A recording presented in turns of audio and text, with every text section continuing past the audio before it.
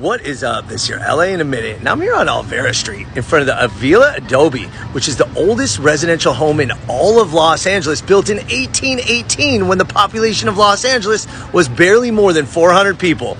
We're talking some real Los Angeles history right here at the Avila Adobe, so let's get into it.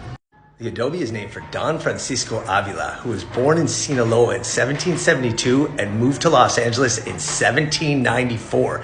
He became the alcalde, or mayor, in 1810, and the home was built in 1818. After becoming alcalde, Avila became wealthy and powerful. He owned 4,400 acres of the Rancho Los Cienagas, but he still kept his home and all his business affairs run out of this Adobe right here in La Plaza.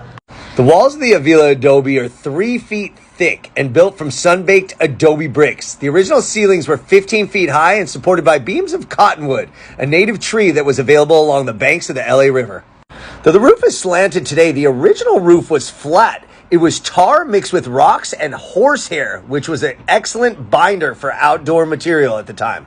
The tar was procured from the La Brea tar pits, which marked the northern boundary of Avila's Rancho Las Cienagas.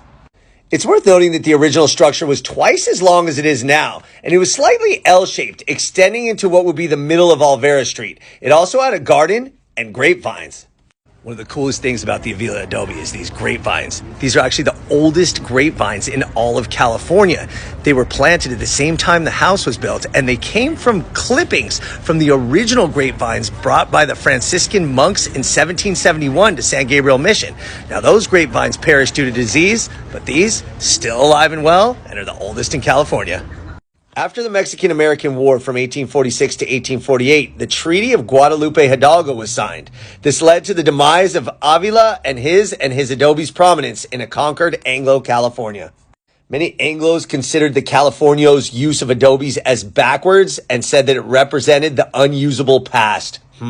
Over the next 80 years, the home took many forms. It was rented out, it was used as a hotel, it was used as lodging, and used for entertaining. But there was a period in the early 20th century where it was simply left unattended.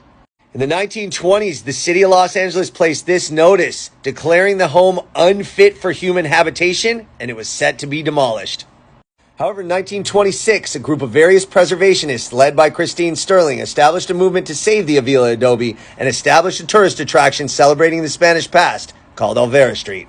From there, the home was updated and renovated, replicating as much as they could from the past, trying to recapture the Avila Adobe's original spirit.